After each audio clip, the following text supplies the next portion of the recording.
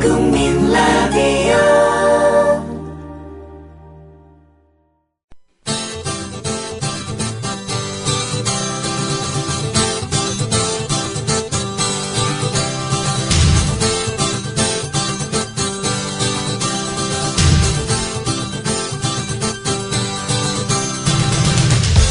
투박하지만 정직하다. 비평을 비평하는 남자 서영석. 그가 바라본 세상. 사설과 칼럼을 통해 오늘을 짚어본다. 서영석의 라디오 비평. 안녕하십니까, 서영석입니다. 지난 시간에 너무 뜨거워서 좀 식혀드려야 될 것 같습니다. 지난 시간에 조합원들은 많이 가입했습니까? 제가 안 세봤는데 댓글만 뜨거운 게 아니라 조합원 가입도 좀 많이 해주셨으면 하는 그런 바람이 있습니다. YTN이 여론조사를 했는데요. 차기 대선 후보 여론조사입니다. 재미있는 것은 반기문이 1위를 차지했습니다. 반기문이 20.9%로 1위를 차지했고요. 2위는 문재인 의원으로 14.9%, 3위는 박원순 서울시장이 10.8%로 3위를 차지했습니다. 그리고 안철수 새정치민주연합 공동대표는 9.3%로 4위로 조사됐습니다. 이 여론조사의 의미는 무엇이냐? 정몽주는 아주 그냥 내리박았습니다. 저 아래로 7.6%로 5위로 쳐졌습니다.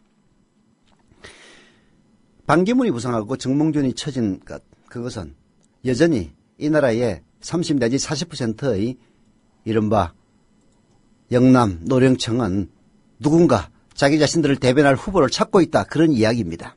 정몽준에게 기대를 걸었다가 정몽준이 아니다 싶으니까 반기문에게로 옮아간다, 이렇게 보시면 됩니다. 그러나 정몽준, 반기문 어떤 인간들을 내놓는다 하더라도 야권의 3강이 존재하는 한 아마도 그 뜻을 이루기는 쉽지 않을 겁니다. 야권의 3강, 문재인, 그리고 박원순, 그리고 안철수입니다. 안철수가 추락을 했는데요. 안철수 공동대표 반성해야 될 대목입니다. 새정치민주연합이라고 하는 의원수가 거의 130명에 가까운 거대 야당의 공동대표로 자리매김하고 난 이후 했던 일련의 행위들이 국민들에게, 그리고 야당의 지지자들에게 실망을 줬다는 얘기입니다. 계속 그런 실망만을 안겨줄 때 안철수는 탈락할 겁니다. 그리고 또 다른 안철수가 나오겠죠.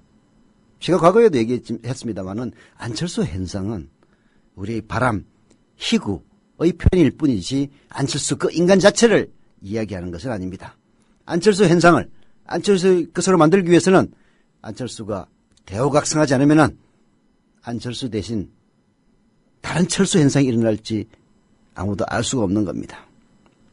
그러나 다른 무엇보다도 야권의 3강, 계속 안철수 대표라고 해서 머리 나쁜 양반 아니니까 뭔가 반성하고 또 반전의 계기를 찾을 겁니다. 그렇게 해서 야권의 3강이 계속 각축을 벌인다면은 여권에서는 어떤 후보가 나오더라도 차기 정권을 창출하기는 어려울 것이다, 라는 생각이 들어서 기분 좋게 라디오 평 시작합니다. 함께하고 계신 방송은 정치평론가 서영석 미디어 협동조합 이사장이 진행하는 라디오 비평입니다. 지상철 조합원 신청 광고입니다. 강화대교 앞에서 개념 부부가 만드는 개념 곰탕, 연지연 곰탕. 연지연이란 가마솥의 장작불로 온종일 구워내는 곰탕을 서로 나누어 이어지는 인연이란 뜻입니다. 연지연 곰탕이 민주주의를 열망하는 조합원 여러분과 국민의 건강을 책임지겠습니다. 곰탕 포장 판매는 한 팩 800g에 7,000원이며 7팩 이상은 무료 배송으로 드립니다. 연지연 곰탕은 강화대교 입구에 위치해 있습니다. 단체 주문 예약 및 포장 주문 전화번호는 010-7252-1114, 010-7252-1114, 031-989-9968. 조합원 단체 예약은 10% 할인해드립니다.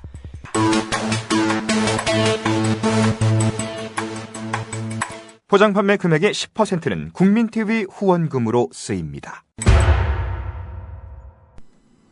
네.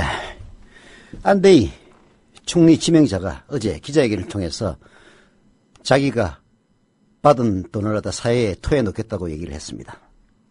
근데요, 진짜 웃기는 이야기입니다. 서울 변호사에서는 이런 이야기를 합니다. 정관예우의 풍조가 만연한 현실에서 법조계의 최고의 직, 즉 대법관입니다. 까지 오른 분이 자신의 경력을 사익을 추구하는 데 이용하는 것은 대법관의 위상을 스스로 객화시키는 일일 뿐 아니라 사법 질서의 공정성에 대한 믿음을 훼손시키는 일이라고 서울 변호사회가 지적을 했습니다. 바로 우리가 지적하는 대법원 바로 이겁니다. 안대희 총리 후보, 총리 지명자 어제 집안이 어려웠어. 그런 이야기를 하는 걸 보고 진짜 오바이트가 날 뻔했습니다. 대법관의 급여, 장관 급여하고 비슷합니다. 물론 5개월 동안 16억 원 버는 데 비하면은 터무니없이 작은 돈이긴 합니다만은 우리 일반 서민들이 볼 때 충분히 잘 먹고 잘 살 수 있는 돈입니다. 그런 월급을 받았던 대법관이 집안 형편이 어렵고 자기 때문에 고생하는 집사람들이 가족들이 불쌍해서 그렇게 비싼 수임을 했다. 변호사로 개업했다. 이따위 변명을 하는 사람이 대한민국의 총리 후보 지명자라고 생각하니까 정말 쪽팔림을 면할 길이 없습니다. 서울 변호사회가 지적했다시피 법관의 최고위직까지 오른 사람이 자신의 명예를, 자신의 수익을 위해서 변호사 개업하는 것, 그 자체를 문제 삼는 겁니다. 그리고 정관예우 아직 확인 안 되고 있지만은 안대희 변호사가 법정에 나갔을 리가 없습니다. 도장만 찍어주고 돈 받는 거예요. 그 안대희 후보자 뭘 수입했습니까? 사대강 입찰비리 임원도 변론했습니다. 예, 오죽했으면은 조선일보가 안대희 후보자 번 돈 내놓는다고 공직 적폐 척결 자격이 생기겠나라고 질문을 하고 있습니다. 그래서 참 드문 얘기긴 합니다만은 조선일보 사설 오늘 머리로 소개해 드립니다. 안대희 국무총리 후보자가 어제 지난 1년간 변호사로서 벌어들인 실수입 11억여 원을 사회에 환원하겠다고 밝혔다. 그는 수입 규모에 대해서는 변호사로서 최선을 다한 결과라면서도 그렇다 해도 국민 정서에 비추어 너무 많다는 생각이라고 말했다. 그는 제 재산이 국가 개조에 장애가 되어서는 안 된다는 생각이라며 개혁은 저부터 하겠다. 모든 것을 다 던지는 마음으로 국가와 사회를 위해 살아가도록 노력하겠다고 말했다. 네. 대검 중수부장 그리고 대법관 출신인 안대희. 대법관 퇴임 1년 후인 작년 7월 변호사 사무실을 열었습니다. 이게 문제입니다. 대부분의 대법관들, 물론 변호사로 가는 사람들도 있어요. 자기 명예를 팔아먹는 인간들이 있습니다. 그러나 그런 사람들이 총리하겠다고 나서지는 않습니다. 대부분 대법관들은 석자 교수 이런 식으로 자기 자신 공직의 경력을 후학들에게 전해주고 그리고 업적으로 남기기 위해서 그런 길을 택합니다. 물론 석자 교수도 월급 많이 받아요. 그러나 5개월에 16억은 벌지는 못합니다.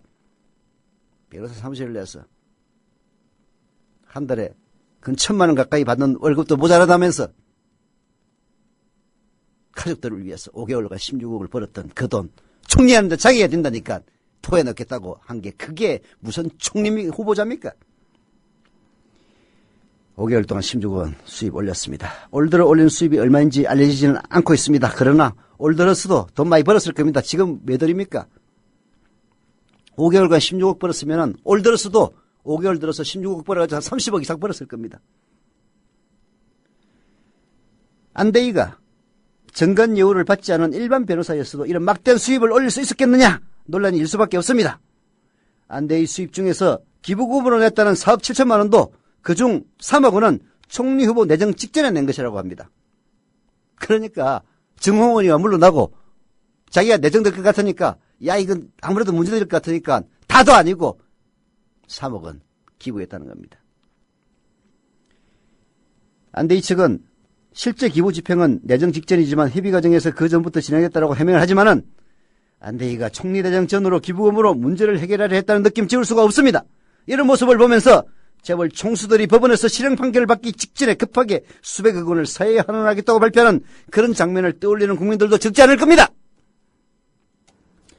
세월호 참사는 현직 관료들이 전직 선배 관료에게 전관예우를 해주면서 규정을 제대로 집행하지 않은 것이 한 원인이 됐다. 그래서 청와대는 안 후보자 내정 이유에 대해 우리 사회의 잘못된 관행과 공직사회의 적폐를 척결하고 새로운 대한민국을 위한 국가개조를 추진하기 위해서라고 했다. 안 후보자도 재계 국무총리의 역할을 맡기는 이유는 수십 년 동안 쌓여온 적폐를 일소하고 개혁을 추진하라는 뜻이라고 했다. 공직의 적폐와 비정상적 관행의 핵심이 바로 전관예우다. 공직의 적폐와 비정상적 관행의 핵심, 정관예우뿐만 아닙니다만 정관예우도 그 핵심인 것은 분명합니다. 그 정관예우로 수십억 돈을 번 사람이 그 정관예우라는 적폐를 해소하겠다고 나선다는 것 자체가 정말 대한민국 이명박 박근혜의 전통입니다.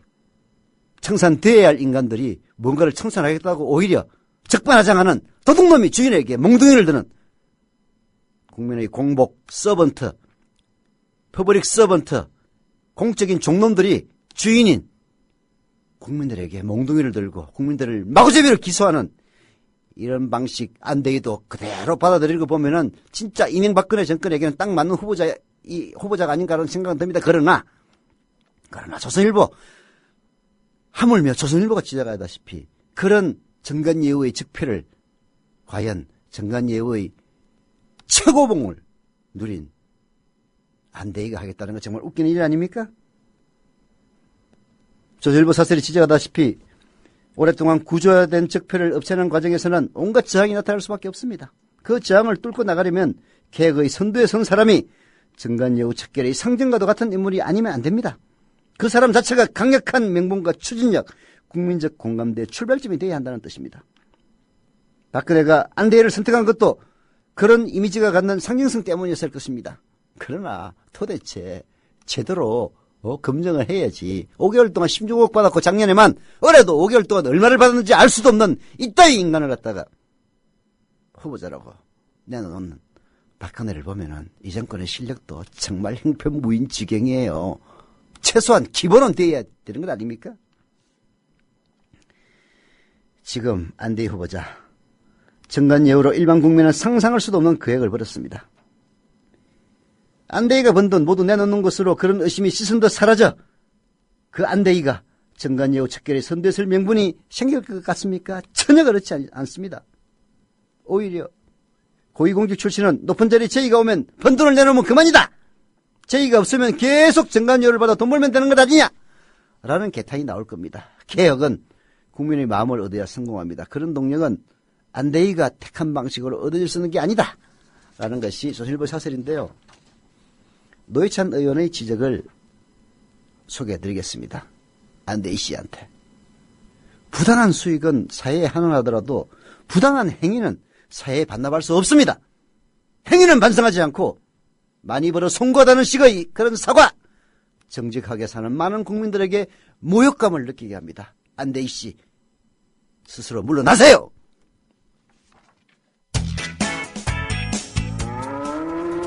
여보, 국민TV 조합비 이제 낼 때가 됐다고 하는구만요. 오, 그래. 그 국민TV도 개국하고, 그 뉴스K도 하던지. 달달이 11,000원 내는 거 맞죠? 11,000원만 내지 말고 좀 더 혀. 이 새싹에 돋아날 때는 물을 충분히 줘야 하는겨. 아이, 근데 인터넷으로 하려니까 보통 어려워서 뭔. 공정 언론을 꿈꾸는 미디어 협동조합 조합원이 해야 할 일. 조합비 납입입니다. 매달 고정 납입 어려우신가요? 월요일부터 금요일까지 아침 9시부터 저녁 6시까지 서울 전화 3144-0933, 3144-7737로 전화하세요. 사무국 요원들이 친절하게 안내해드리겠습니다. 서울 전화 3144-0933 또는 3144-7737. 여기는 진짜 언론, 미디어 협동조합입니다.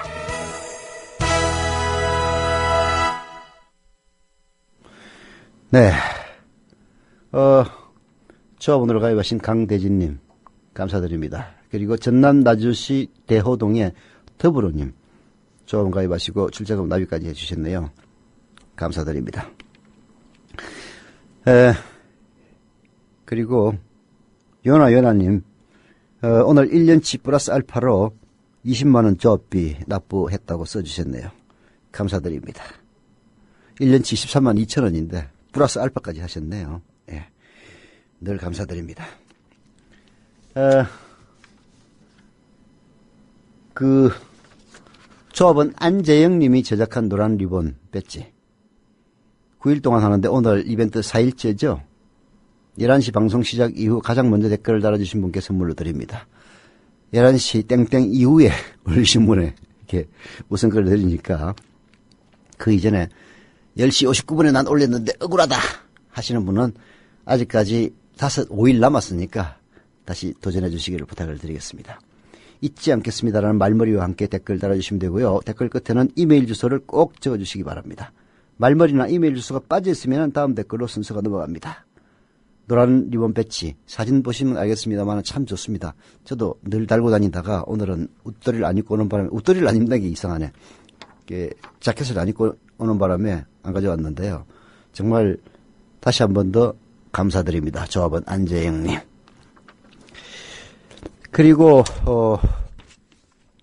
제주도 대정읍에 사시는 허임순 조합원님이 이 내구자를 출자하셨고요. 그리고 매월 월 사용료도 CMS 계좌이체 하셨고, 그리고 생각이 다른 반대편 골수분자 친구분도 조합원으로 만들었다라고 자랑을 하셨습니다. 허임순 조합원님 감사드립니다. 그리고 캐나다에 사시는 이주영님, 예, 그동안 가입해달라는 호소를 듣고만 있었는데 노무현 전 대통령 5주기 되는 날에 가입을 했답니다. 출자금과 1년치 사용료를 완납하셨습니다. 뒤늦게나마 깨어있는 시민의 조직된 힘에 조그마한 보탬이 되고자 국민TV 조합원으로 가입하셨다고 합니다. 그리고 저뿐만이 아니라 김영민 국장, 문희정 아나운서, 그리고 이제2의 이 작가 포함해서 늘 감사드린다고 전해달라 하셨습니다. 감사드립니다. 예, 다음은 한겨레신문의 사설. 새누리당 하는 거 보면은 진짜 이런 정당에게 표를 줘야 되느냐라는 의문이 들긴 듭니다만은 새정치민주연합도 하도 개판으로 구니까 이런 새누리당을 제1야당이 심판을 제대로 못하고 있는 것 같습니다. 한겨레신문의 오늘 사설. 야, 니들 공천장사하려고 정당 공천 폐지를 백지화했냐? 진짜 기존 정치권에게 던지는, 특히 새누리당에 던지는 뼈아픈 질문입니다. 새누리당의 경기도 이천시장 후보 공천을 대가로 지역구 국회의원 쪽에 2억 원을 건넸다가 공천에서 탈락한 뒤 되돌려 받았다는 진정이 접수돼 경기도 선거관리위원회가 검찰에 수사를 의뢰했다. 당사자로 지목된 유승우 새누리당 의원은 26일 기자회견을 열어 의혹을 전면 부인했다. 양쪽 주장이 엇갈리고 검찰이 아직 본격적인 수사에 착수하지 않은 상태여서 실체적 진실을 가리는 데는 시간이 걸릴 것으로 보인다. 이천이 지역구인 유 의원은 새누리당 경기도당 공천관리위원장을 맡고 있다. 기초단체장 공천과 무관하다고 할 수 없는 위치다. 제보자는 선관위에 돈을 건넨 앞뒤 정황을 비교적 구체적으로 진술한 것으로 전해진다. 관련 녹음 파일과 동영상도 제출했다고 한다. 검찰은 지체 없이 수사를 벌여 사실 여부를 밝혀야 할 것이다. 그렇습니다. 본인은 아니라고 얘기합니다. 정치인들은 깜빵 들어가기 직전까지 아니라고 보통 얘기를 합니다. 유성우. 그러나 이천이 지역구인 이 유성우 의원은 새누리당 경기도당 공천관리위원장을 맡고 있습니다. 그래서 공천해달라고 2억 원 받았다가 공천이 안 되니까 뒤탈날까 봐서 돌려줄 수 있을 개연성 충분히 있습니다. 정치권에서는 그런 소문들이 끊임없이 있었습니다. 정치권만 있습니까? 교수 채용에도 그런 일이 있다고 하더군요. 2억 원 받았다가 공천 안 되니까 돌려줬다. 그리고 녹음 파일도 있다. 동영상도 있다. 검찰은 지체 없이 수사해야 됩니다. 돈을 건네고 돌려받았다는 시점과 당시 구체적인 정황을 두고서 양쪽 주장이 다르긴 합니다. 어쨌든 시장 예비 후보자가 공천을 대가로 지역구 국회의원에게 금액의 돈을 건네려 했다는 사실 자체만으로도 충격적입니다. 이것은 지역구 국회의원이 기초단체장 후보 공천에 여전히 막강한 영향력을 행사한다는 점을 뒷받침하고 있습니다. 동시에 지방선거에서 공천 헌금 관행이 아직도 뿌리 뽑히지 않았음을 보여줍니다. 만약에 이게 사실이라면, 그래서 공천을 받았다면 2억 안 돌렸을 것 아닙니까? 공천 장사한 거죠. 이번에 드러난 것은 빙산의 일각일 뿐이며 다른 여러 지역에서도 공천 헌금이 물밑에서 은밀하게 오갔을 가능성을 배제할 수 없다. 이천과 이웃한 여주에서도 2010년 지방선거 때 군수가 지역구 국회의원에게 2억 원을 건네려다 덜미를 잡힌 적이 있다. 공천 헌금은 또 다른 부정부패와 검은 돈의 씨앗이 된다는 점에서도 그 병폐가 매우 심각하다. 돈으로 공천장을 사서 당선된 단체장은 재임 중에 검은 돈의 유혹을 뿌리치기 힘들다. 이들은 본전을 뽑기 위해서라도 토건업자 등과 결탁하는 경우가 허다하다. 그에 따른 부실 시공 등의 피해는 고스란히 주민들 몫이다. 1995년부터 선출된 시장, 군수, 구청장 1,200여 명 가운데 재임 중 비리 혐의로 기소된 사람이 4분의 1에 육박하는 290여 명이라는 통계가 있다. 그렇습니다. 돈을 주고 공천을 받아서 당선이 됐다면 본전을 뽑기 위해서 제일 하기 쉬운 게 토건업자하고 결탁해서 마구잡이 공사하는 겁니다. 그 토건업자 뇌물 주려면 제대로 공사하겠습니까? 부실 공사합니다. 그 피해는 누가 입습니까? 그 돈 어디서 나온 겁니까? 국민 세금에서 나온 겁니다. 그리고 부실 공사로 인한 피해는 바로 국민들이 입는 겁니다. 여야가 지난 대선에서 기초선거 공천 폐지를 공약하며 내세운 명분 가운데 하나가 바로 공천 헌금을 뿌리붓겠다는 것이었습니다. 새누리당은 이 대선 공약을 백지화하는데 앞장선 정당입니다. 다른 누구도 아닌 새정치민주연합은 폐지하려다가 새누리당이 하니까 도저히 한쪽은 하고 한쪽은 안 하는 이런 초유의 사태, 그렇게 되면 안 하는 쪽이 일방적으로 불리해집니다.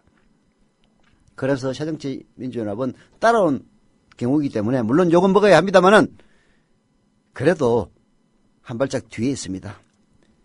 공천 폐지를 백지화하는데 가장 앞장선 정당이 바로 새누리당이고, 그리고 새누리당의 경기도 지역에서 이런 사태가 발생했다는 것을 미뤄볼 때 새누리당 야이 이놈들아, 니들 공천헌금 돈 받으려고 결국은 그 공천 폐지를 백지화한 것 아니냐라고 질문했을 때 제대로 답할 놈 아무도 없습니다.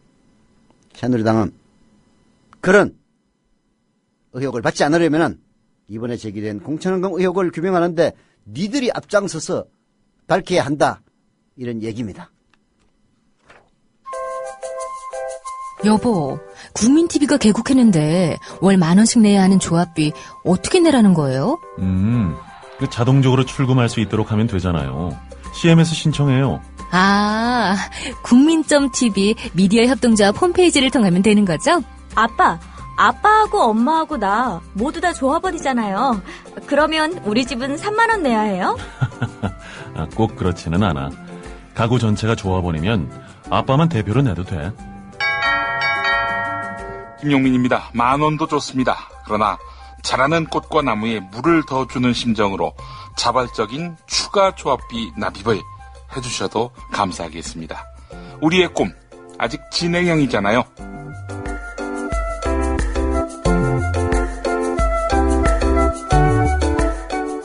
산만을 향해 달려가는 미디어 협동조합.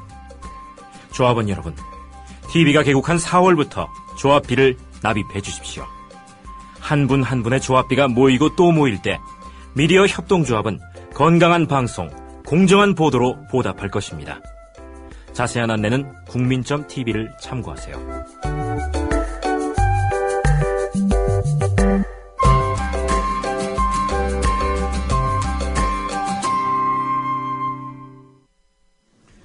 네, 아까 바깥에서 광명 지역의 조합원분들이 무슨 행사를 했는지 조합원 모집에서 한 7분인가 4분은 또 출제관까지 받았어. 또 그 중에 한 분은 CMS 계좌이체 신청까지 다 받아가지고 오셨더라고요.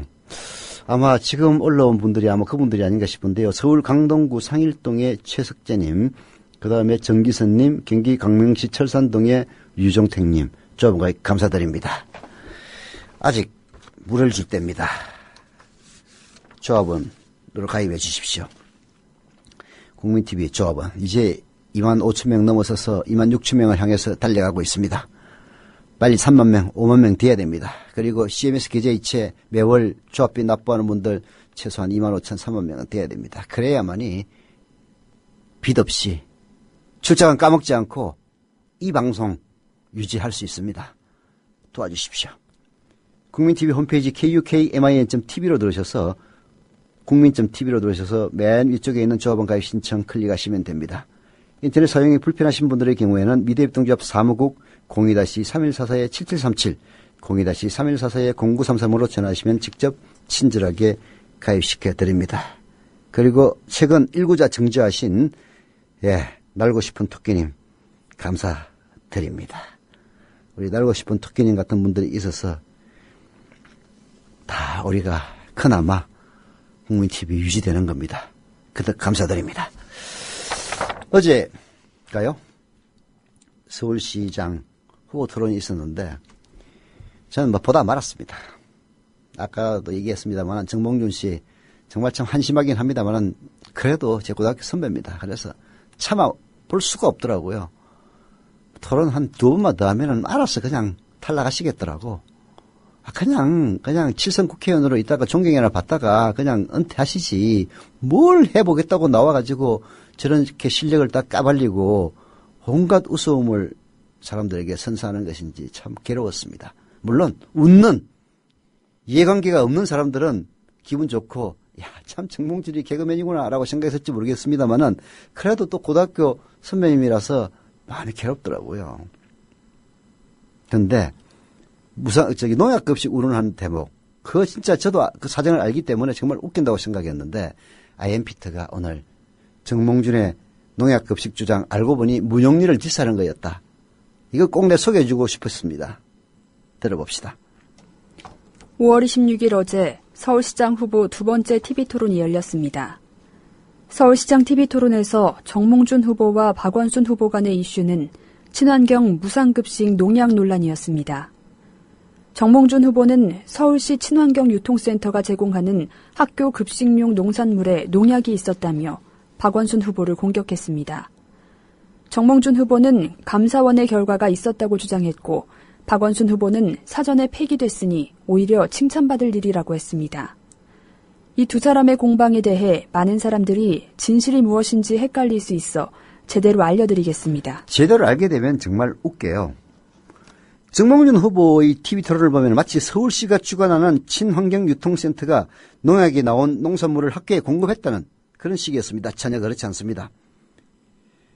서울시가 주관하는 친환경유통센터에서 거기에 납품되는 농산물에서 농약을 발견하고 학교에 농약이 있으니까 학교에 공급할 수 없다 해가지고 실제로 농약급식이 이루어지지 않은 겁니다. 근데 그 사정을 모르고 앞부분만 보고 농약급식이라고 주장한 겁니다. 근데 이 친환경유통센터 이게 사실은 박원순 시장의 업적인데요. 이걸 거부한 게 바로 문용린이고 그것 때문에 서울시 교육청산의 많은 학교들이 실제 농약급식이 이루어지고 있습니다. 문용린 때문에 그 사정을 IMPT가 얘기를 하고 있는 겁니다. 차분히 한번 들어보시죠. 감사원 결과를 토대로 일단 재구성해 봅니다.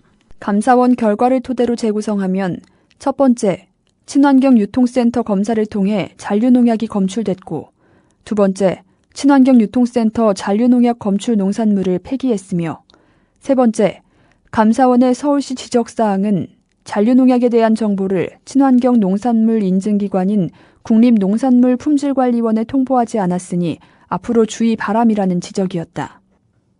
정몽준 후보가 박원순 후보를 공격하기 위해 농약급식이라는 말을 사용하기 위해서는 서울시 친환경유통센터가 농약이 남아있는 농산물을 학교에 공급했다는 명확한 근거가 있어야 합니다. 명확한 근거 전혀 없습니다. 이게 친환경유통센터에서 학교에 공급하는 그 농산물 보니까 농약이 검출돼가지고 폐기시킨 겁니다. 예. 그럼 감사원에서는 폐기했으면은 나라에 그 사실을 통보를 해야지 왜 통보 안 했느냐. 그거 주의 준 거예요. 정몽준 후보와 보수단체에서는 감사원 자료에 잔류농약이 검출된 친환경 농산물이 인정 취소되지 않은 채 학교에 고가로 납품되고 라는 문구를 가지고 박원순 후보를 공격하고 있습니다. 그러나 이 문구를 이해하기 위해서는 우리가 좀 더 알아야 될 내용이 있습니다. 감사원이 지적한 내용을 정확하게 알려면 현재 서울시 학교에 공급되는 급식의 안정성 여부를 어떻게 판단하고 검사하는지 비교를 해봐야 합니다. 이게 사실 핵심이에요. 박원순 서울시장이 친환경 무상급식을 위해 운영하고 있는 친환경 유통센터를 이용하는 학교가 2013년 854개에서 2014년 30개로 줄었습니다. 이에 반해 전자조달 시스템을 이용하는 학교는 2013년 390개에서 1171개로 심하게 증가했습니다. 학교들이 친환경 유통센터를 이용하지 않게 된 배경에는 문용민 서울시 교육감이 발표한 2014년 학교 식재료 구입 개선 방안 때문입니다. 서울시 교육청의 학교 식재료 구매 방법 개선안에 따라 일선 학교 대부분은 서울시장의 친환경 유통센터 급식 농산물을 전자조달 시스템으로 바꿨습니다. 이게 뭐 복잡해 보이는데요. 이런 겁니다. 과거 문용민 이전에 광노인 교육감이 있을 때는 서울시하고 협조가 잘 돼가지고 학교에 납품되는 농산물은 서울시의 친환경 유통센터를 통해서 대부분 조달이 됐습니다. 그래서 친환경 유통센터에서는 농약 검출 굉장히 엄격하게 조사를 해요. 그런데 문용민이가 되고 나서 서울시 교육감이 되고 나서 저 박원순이 잘 되는 그 꼬라지를 못 보겠거든. 그래서 전자조달 시스템으로 바꿉니다. 그런데 사정을 알고 보니까 서울 친환경 유통센터, 즉 박원순의 서울시에서 하는 그 유통센터에서는 농약 검출을 아주 엄격하게 조사를 하는 데 비해서 전자조달 시스템에서는 아주 형편없이 조사를 합니다.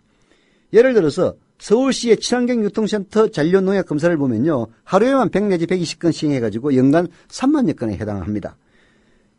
거기에 반해서 서울시 교육청의 안전성 검사를 보면 1300개 학교가 1년에 고작 7건 내지 8건만 실시합니다. 누가 봐도 당연히 서울시 친환경 유통센터의 잔류농약 검사가 더 철저하다는 사실을 알 수 있습니다. 그 누가 비교해도 친환경 유통센터 학교 식재료 공급이 더 안전했지만 문용리는 이것을 학교에서 하지 못하도록 막았습니다. 그 이유가 뭐겠습니까? 간단한 겁니다. 무상급식 논란으로 불거진 보수와 진보의 선거판에서 문용민 서울시 교육감은 보수교육감이고 박원순 시장은 시민단체 출신의 서울시장이기 때문입니다. 박원순이 꼴보기 싫어가지고 학생들의 건강에는 훨씬 더 좋은 서울시의 친환경 무슨 센터지? 이름도 까먹어버렸다. 친환경 유통센터. 거기서 농약검사 철저하게 엄격하게 하는데도 불구하고 야 하지마 무슨 전자조달 시스템 만들어가지고 글로 해 이렇게 해놓은 겁니다. 문용민이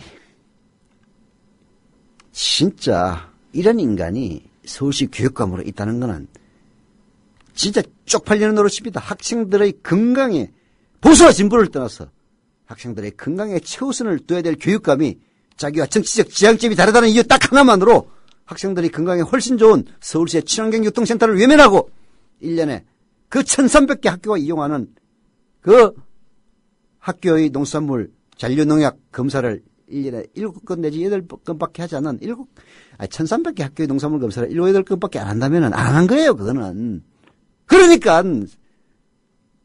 서울시 교육청 산하 중고등학교 그 급식에서 농약이 검출되는 것 아니겠습니까? 정당과 사상을 떠나서 2014년 학교급식 식재료 구입방법 개선안 그 문용연이가 냈다는 그 개선안이 우리 아이들에게 안전한 먹거리를 제공했다면 이런 문제 제기할 이유도 없습니다. 그러나 문용민 서울시 교육감이 주도한 학교 급식 식재료 구매 방법 변경은 우리 아이들을 더 위험에 빠뜨렸던 겁니다. 기존의 학교 급식에 제공되는 식재료는 친환경 식재료 의무 구매 비율이 있었습니다. 초등학교는 70% 이상, 중학교는 60% 이상입니다. 문용린 서울시 교육감의 2014 학교 식재료 구매 방법 개선안을 보면 친환경 식재료 구매 비율이 50% 이상으로 변경됐고 이마저도 의무가 아닌 권장사항으로 바뀌었습니다. 서울시 교육청이 친환경 식재료 구매 비율 자체를 아예 없애려다 서울시가 강하게 반대해서 그나마 50% 이상을 유지했던 것입니다. 친환경, 이게 뭡니까? 농약을 쓰지 않고 농산물을 기른다는 얘기입니다.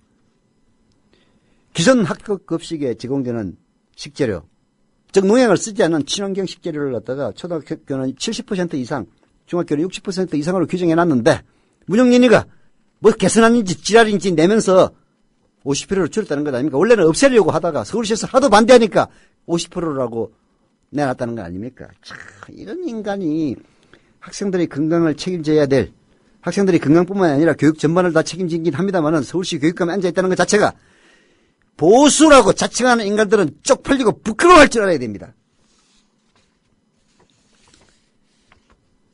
채소들의 싱싱한 소리가 들린다는 그런 급식판. 아이들이 친환경 급식을 하니까 그런 시를 쓰기도 해요. 채소들의 싱싱한 소리가 들린다라는 시를. 그런 싱싱한 소리가 들리는 급식판을 기다리는 아이들의 웃음이 문영린 교육감의 학교급식 개선 방안, 무슨 계약 방안이지 개선 방안입니까? 얘들은 꼭 말은 그렇게 해요. 엉터리로 하면서 개선이래. 개선이라는 것은 더 좋게 만든다는 뜻입니다. 실제로는 계약을 하면서. 일선 영양교사들도 예전처럼 친환경센터에서 제대로 된 먹거리를 공급받아서 아이들에게 먹이고 싶지만 현실은 문영린 서울시 교육감 그리고 그 명령을 맹종하는 교장들의 명령으로 불가능해졌다고 합니다. 6.4 지방선거를 앞두고 열린 서울시장 후보 TV토론에서 정몽준 후보가 제기한 친환경 급식 농약 논란을 IM피터는 무척 반겼습니다. 왜냐하면 서울시장 선거와 비교하면 상대적으로 관심이 적은 교육감 후보를 검증할 기회가 됐기 때문입니다.